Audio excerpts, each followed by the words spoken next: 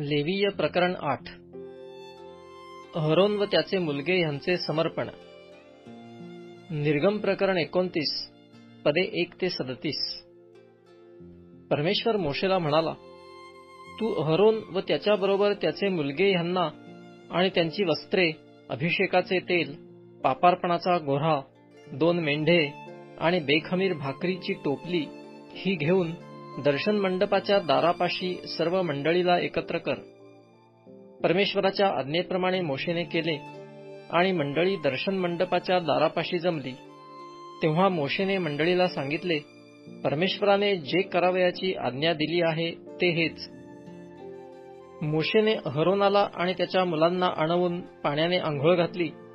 मग त्याने त्याला अंगरखा घातला, कमरेला कमरबंद कसला, झगा पेहरविला, त्याच्यावर एफोद घातले आणि एफोदावर कुशलतेने विणिलेली पट्टी आवळली. मग त्याने त्याच्यावर उरपट बांधिला आणि त्याच्यात उरीम व थुम्मीम ठेविले. नंतर त्याच्या डोक्यावर मंदिल घातला आणि मंदिलाच्या पुढल्या भागी सोन्याची पट्टी म्हणजे पवित्र मुकुट लाविला. परमेश्वराने मोशेला आज्ञा केल्याप्रमाणे त्याने हे केले. मग मोशेने अभिषेकाचे तेल घेऊन निवास मंडपाला व त्यात असलेल्या सगळ्या वस्तूंना अभिषेक करून पवित्र केले.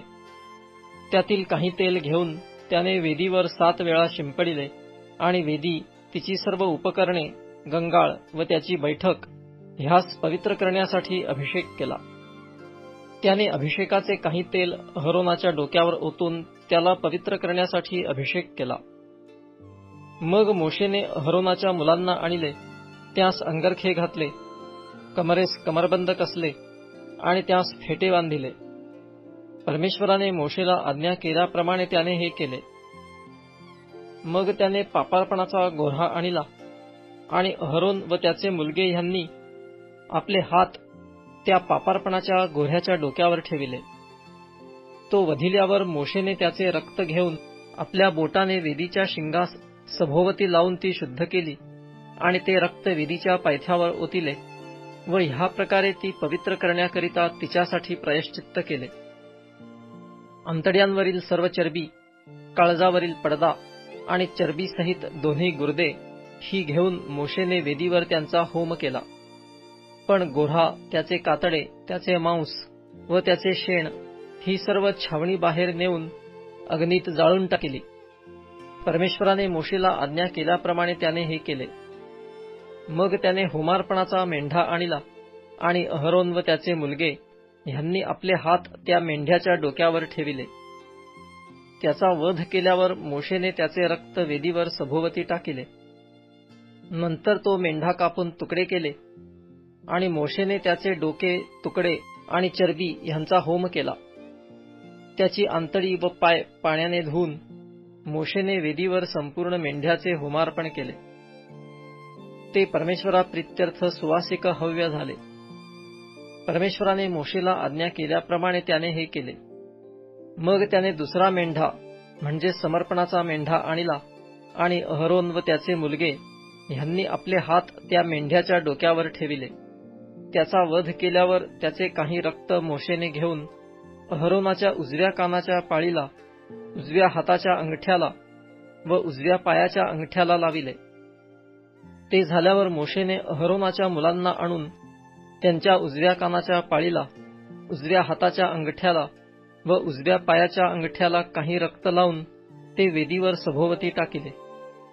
त्याने चरबी, चरबीदार शेपूट, आंतड्यांवर असलेली सर्व चरबी, काळजावरील पडदा, दोन्ही गुर्दे, त्यांच्यावरील चरबी व उजवी मांडी ही काढून घेतली आणि परमेश्वरासमोर ठेविलेल्या बेखमीर भाकरींच्या टोपलीतून 1 बेखमीर पोळी, तेल लाविलेली 1 भाकर व 1 चपाती घेऊन चरबीवर व उजव्या मांडीवर ठेविल्या.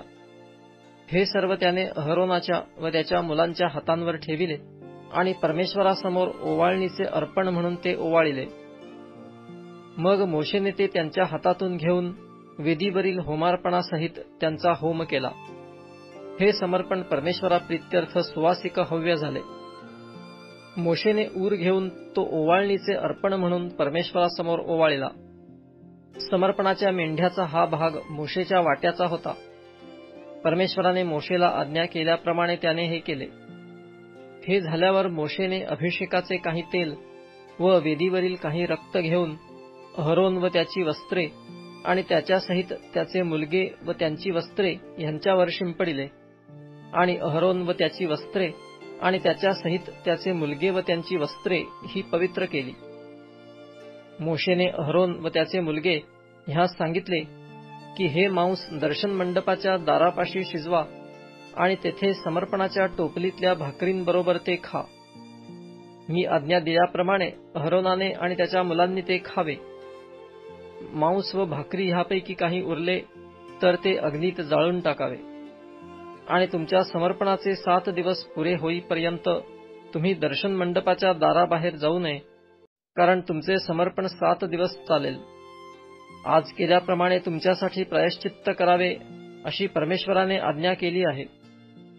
ह्याप्रमाणे तुम्ही दर्शन मंडपाच्या दारापाशी परमेश्वराच्या आज्ञेप्रमाणे 7 दिवस व रात्री राहा, नाहीतर तुम्ही मराल, कारण मला तशी आज्ञा झाली आहे. मोशेच्या द्वारे परमेश्वराने ज्या गोष्टींविषयी आज्ञा केली होती त्या सर्व अहरोन व त्याचे मुलगे ह्यांनी केल्या.